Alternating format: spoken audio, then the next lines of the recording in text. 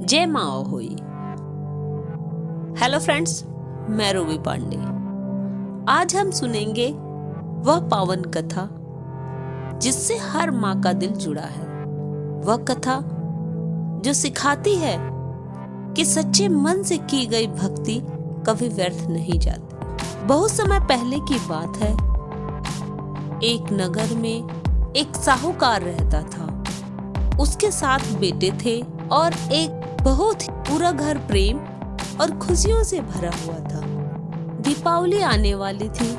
घर की बहुएं दीवारों पर सजावट के लिए मिट्टी लाने जंगल गई। साहूकार की बहू भी उनके साथ थी। बहू ने सोचा, यहाँ की मिट्टी ठीक लगती है, यहीं से मिट्टी खोद लेती हूँ। जैसे ही उसने फावड़ा जमीन पर मारा, अचानक एक छोटी सी शाही या सिंघनी बाहर निकल आई। फावड़ा गलती से उसके बच्चे पर लगा और वह मासूम प्राणी वहीं मर गया। बहू के हाथ कांप गए, उसकी आंखों में डर था। शाही गुस्से में दहाड़ उठी, हे स्त्री, तूने मेरा बच्चा मारा है। जैसे मेरा बच्चा मरा है, वैसे ही तेरी भी कोई संतान जीवित नहीं रहेगी। बहू घबरा कर घर लौटी, पर उसका मन भय से कांप रहा था। दिन बीतते गए। जब भी बहू के घर में बच्चा जन्म लेता, कुछ ही दिनों बाद वह मर जाता। 7 बेटे चले गए। घर की खुशियां जैसे कहीं खो गई। वह हर दिन रोती, पछताती और भगवान से दया की भीख मांगती। एक दिन वह नदी के किनारे रो रही थी।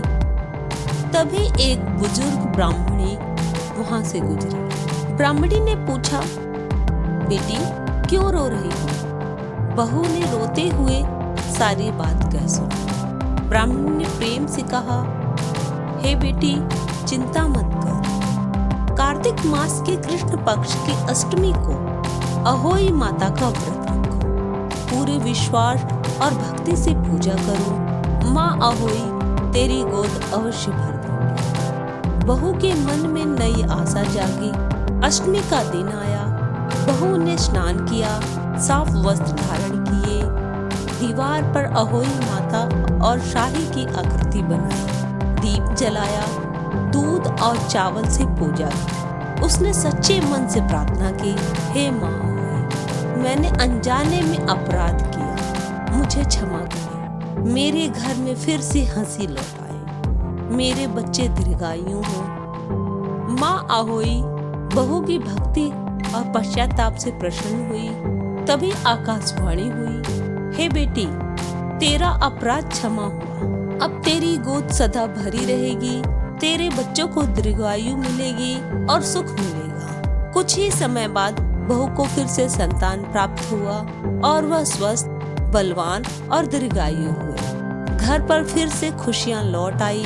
कार्तिक कृष्ण अष्टमी के दिन माँ अहोई का व्रत रखती हैं अपने बच्चों की लंबी आयु, सुख और समृद्धि के लिए। संध्या समय तारे देखकर व्रत खोला जाता है और अहोई माता को धन्यवाद किया जाता है और अंत में कहा जाता है, हे माँ अहोई, आपने साहूकार की बहू का जीवन सुखमय किया। वैसे ही सब माताओं के आंगन में सदा खुशियां बरसाएं, हमारी संतानों की रक्षा करें, उन्हें स्वस्थ और दीर्घायु बनाएं। जय माँ अहोई, जय माँ अहोई। फ्रेंड्स, इस तरह की वीडियो को देखने के लिए हमारे चैनल को सब्सक्राइब करना ना भूलें। Thanks for watching.